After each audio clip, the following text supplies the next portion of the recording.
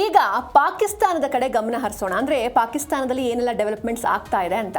ಅಂದರೆ ಸದ್ಯಕ್ಕಂತೂ ಅಲ್ಲಿರುವಂಥ ಪರಿಸ್ಥಿತಿಯನ್ನು ನೋಡ್ತಾ ಇದ್ರೆ ಪಾಕಿಸ್ತಾನದ ಮ್ಯಾಪ್ ಏನಿದೆ, ನಕ್ಷೆ ಏನಿದೆ, ಅದು ಸದ್ಯದಲ್ಲೇ ಬದಲಾಗುತ್ತಾ ಎನ್ನುವಂತಹ ಪ್ರಶ್ನೆಗಳು ಮೂಡುತ್ತೆ. ಯಾಕಂದರೆ ಒಂದು ಕಡೆ ನಾವು ಈ ಪಾಕ್ ಆಕ್ರಮಿತ ಕಾಶ್ಮೀರ ಅಂದರೆ POK ಅಂತ ಏನು ಕರಿತೀವಿ, ಅಲ್ಲಿರುವಂತಹ ಜನರು ಪಾಕಿಸ್ತಾನದ ವಿರುದ್ಧ ಯಾವ ರೀತಿ ದಂಗೆ ಎದ್ದಿದ್ದಾರೆ ಅಂತ ನಾವು ನೋಡ್ತಾ ಇದ್ದೀವಿ. ಅಂದರೆ ಬೇಸಿಕ್ ಫೆಸಿಲಿಟಿಗಾಗಿ ಶುರುವಾದಂಥ ಒಂದು ಚಿಕ್ಕ ಮಟ್ಟದ ಅಥವಾ ಒಂದು ಸಣ್ಣದಾದಂಥ ಹೋರಾಟ, ಅದಕ್ಕೆ ಪಾಕಿಸ್ತಾನ ಯಾವ ರೀತಿ ರಿಯಾಕ್ಟ್ ಮಾಡ್ತು, ಅವರನ್ನು ಕನ್ವಿನ್ಸ್ ಮಾಡೋ ಬದಲು ಯುದ್ಧ ಅದು ಇದು ಅಥವಾ ಆ ಸೈನಿಕರನ್ನು ಕರ್ಕೊಂಬಂದು ಅವ್ರ ಮೇಲೆ ದಾಳಿ ಮಾಡಿಸಿ ಇದೆಲ್ಲ ಮಾಡ್ತು. ಹೀಗಾಗಿ ಅಲ್ಲಿರುವಂತಹ ಜನರ ಜನಾಕ್ರೋಶಕ್ಕೆ ಇದು ಕಾರಣ ಆಯಿತು. ಇದು ಒಂದು ಕಡೆ. ಆದರೆ ಮತ್ತೊಂದು ಕಡೆ ಬಲೂಚಿಸ್ತಾನ್ ಅಧಿಕೃತವಾಗಿ ನಾನು ಪಾಕಿಸ್ತಾನದಿಂದ ಸ್ವತಂತ್ರವಾಗಿದ್ದೇನೆ ಅಂತ ಘೋಷಣೆಯನ್ನ ಮಾಡಿಕೊಂಡಿದೆ. ಇದರ ಜೊತೆಗೆ ಮತ್ತೊಂದು ಆಶ್ಚರ್ಯ ಅಂತ ಅಂದರೆ ಈ ಹೊಸ ಬಲೂಚಿಸ್ತಾನ ಏನಿದೆ ತನ್ನ ಸಂವಿಧಾನವನ್ನು ಹಿಂದಿ ಭಾಷೆಯಲ್ಲಿ ಬರ್ಕೊಂಡಿದೆ. ಉರ್ದುಲೆಲ್ಲ ಅದು ಬರ್ದಿಲ್ಲ, ಬಟ್ ಹಿಂದಿಲಿ ಅದು ರಚನೆ ಆಗಿದೆ. ಮತ್ತೊಂದು ಡೆವಲಪ್ಮೆಂಟ್ ಏನಂದರೆ ಪಾಕಿಸ್ತಾನದಲ್ಲಿ ಸದ್ಯ ಏನಾಗ್ತಾ ಇದೆ ಅನ್ನೋದರ ವಿಚಾರವಾಗಿ ಅಲ್ ಜಜೀರಾ ಸಂಸ್ಥೆ ವರದಿಯನ್ನು ಮಾಡಿತ್ತು. ಮಾಧ್ಯಮ ಒಂದು ಕಂಪ್ಲೀಟ್ ಆಗಿ ಗ್ರೌಂಡ್ ರಿಪೋರ್ಟ್ ನೀಡಿತ್ತು. ಆದರೆ ಆ ಸಂಸ್ಥೆಯನ್ನೇ ಪಾಕಿಸ್ತಾನ ಬ್ಯಾನ್ ಮಾಡಿದೆ. ಯಾಕಂದರೆ ತನ್ನ ಅಸಲಿ ಮುಖ ಇಡೀ ಜಗತ್ತಿಗೆ ಗೊತ್ತಾಗ್ಬಿಡುತ್ತೆ, ಗೊತ್ತಾಗಿ ಹೋಗಿತ್ತು ಆಲ್ರೆಡಿ. ಹೀಗಾಗಿ ಆ ಸಿಟ್ಟಿನಿಂದ ಆ ಸಂಸ್ಥೆಯನ್ನೇ ಪಾಕಿಸ್ತಾನ ಬ್ಯಾನ್ ಮಾಡಿದೆ.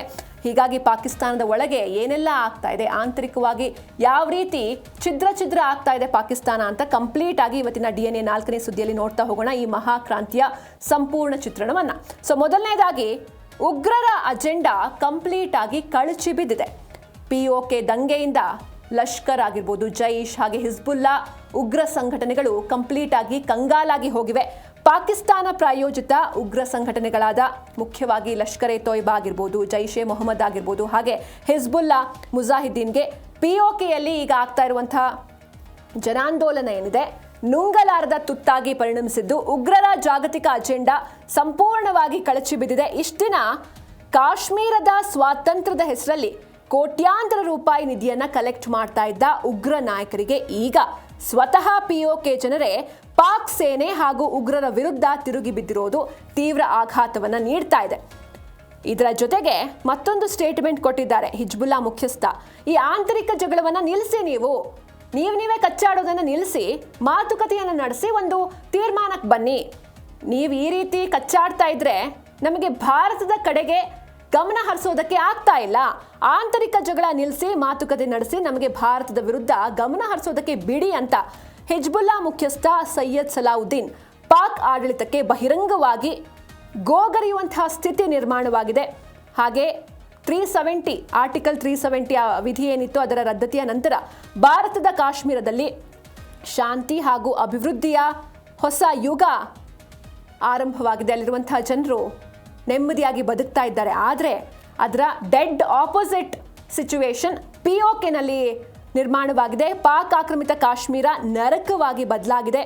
ಉಗ್ರರ ಸುಳ್ಳಿನ ಅರಮನೆ ಕಂಪ್ಲೀಟ್ ಆಗಿ ಧೂಳಿಪಟ ಆಗಿದೆ. ಸೇನೆಯ ಅಮಾನುಷ ದೌರ್ಜನ್ಯದಿಂದಾಗಿ ಸ್ಥಳೀಯರ ಬೆಂಬಲವೂ ಸಿಗದೆ ಉಗ್ರರ ನೆಲೆಗಳು ಆತಂಕದ ತುದಿಯಲ್ಲಿ ಬಂದು ನಿಂತಿವೆ. ಏಕೆಂದರೆ ಒಂದು ಊಟಕ್ಕಾಗಿ, ಕರೆಂಟ್ಗಾಗಿ, ಗೋಧಿ ಅಕ್ಕಿಗಾಗಿ ಅವರು ಕೇಳಿದಷ್ಟೇ. ಏನೋ ಇಡೀ ದೇಶನೇ ಬರ್ಕೊಡಿ ಅಂತ ಅವ್ರು ಕೇಳಿರಲಿಲ್ಲ, ಅಥವಾ ಏನೋ ಒಂದು ಲಕ್ಸುರಿ ಲೈಫ್ ಬೇಕು ಅಂತ ಅಲ್ಲಿರುವಂಥ ಜನರು ಕೇಳಿರಲಿಲ್ಲ. ಕೇಳಿದ್ದು ಬೇಸಿಕ್ ಫೆಸಿಲಿಟಿ, ಬಟ್ ಅದನ್ನು ಕನ್ವಿನ್ಸ್ ಮಾಡುವಂಥ ಪ್ರಯತ್ನ ಮಾಡದೆ ದಾಳಿ ಗೀಳಿ ಎಲ್ಲವನ್ನೂ ಕೂಡ ಅವರು ಮಾಡಿದ್ರು. ಹೀಗಾಗಿ ಇದು ದೊಡ್ಡ ಮಟ್ಟದಲ್ಲಿ ಜನಾಂದೋಲನಕ್ಕೆ ಕಾರಣವಾಗಿದೆ.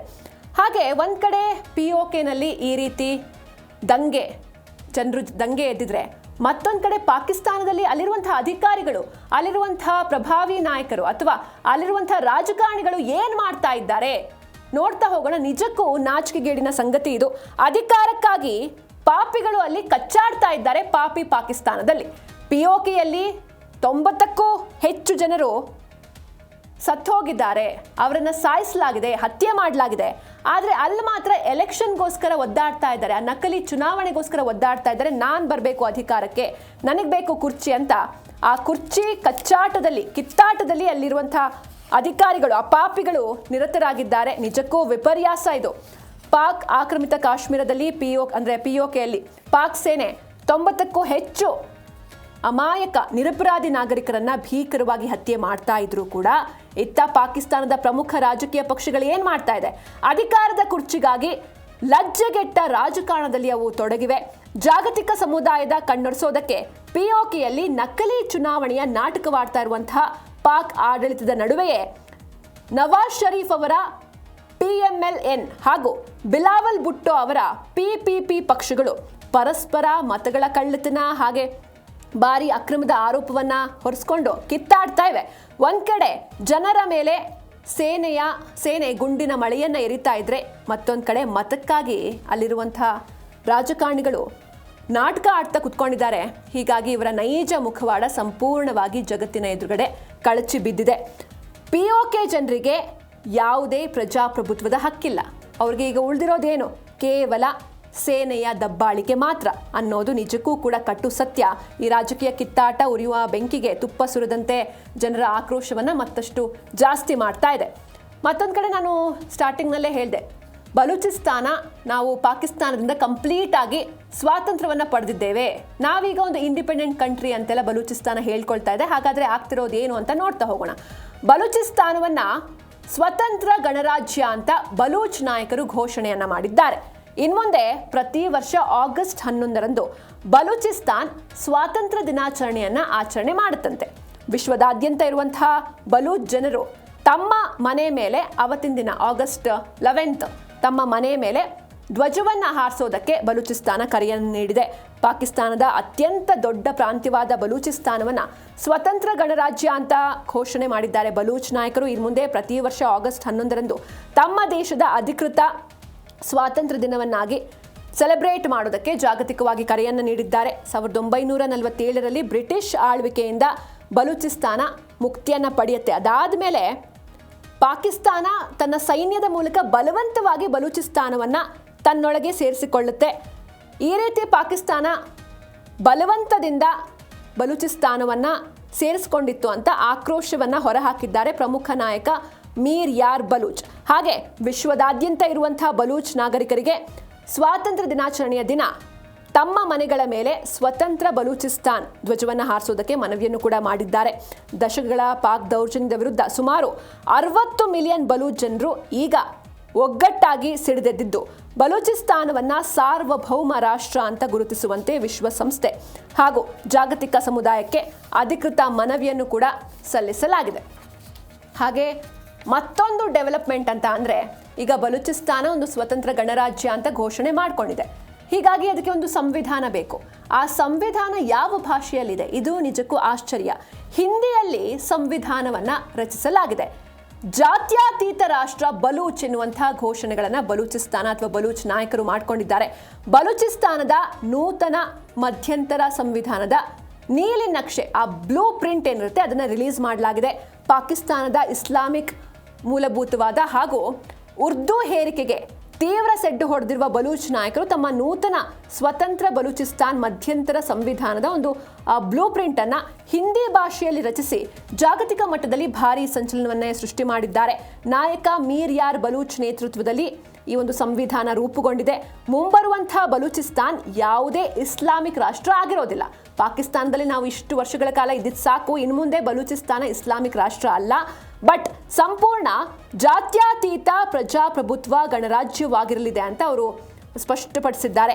ಪಾಕ್ ಆಡಳಿತದಲ್ಲಿ ತೀವ್ರ ಶೋಷಣೆಗೆ ಒಳಗಾಗಿದ್ದ ಹಿಂದೂಗಳು ಸೇರಿದಂತೆ ಎಲ್ಲ ಅಲ್ಪಸಂಖ್ಯಾತರ ಹಕ್ಕುಗಳಿಗೆ ವಿಶೇಷ ಭದ್ರತೆ ಹಾಗೂ ಸಮಾನ ಆದ್ಯತೆಯನ್ನು ಘೋಷಣೆ ಮಾಡಲಾಗಿದ್ದು, ಮತ್ತೊಂದು ಮೇಜರ್ ವಿಚಾರ ಅಂತ ಅಂದರೆ ಉಗ್ರಗಾಮಿಗಳಿಗೆ ಒಂದು ಧರ್ಮವನ್ನು ರೆಪ್ರೆಸೆಂಟ್ ಮಾಡಿಕೊಂಡು ಆ ಧರ್ಮದ ಉಳಿವಿಗಾಗಿ ಈ ಟೆರರಿಸಮ್ ಏನು ಸೃಷ್ಟಿಯಾಗಿದೆ ಅಂತಹ ಉಗ್ರಗಾಮಿಗಳಿಗೆ, ಧಾರ್ಮಿಕ ಉಗ್ರಗಾಮಿಗಳಿಗೆ ಬಲೂಚ್ ನೆಲದಲ್ಲಿ ಜಾಗವಿಲ್ಲ ಎನ್ನುವಂಥ ಒಂದು ಖಡಕ್ ಸಂದೇಶವನ್ನು ಬಲೂಚ್ ನಾಯಕರು ರವಾನೆಯನ್ನು ಮಾಡಿದ್ದಾರೆ.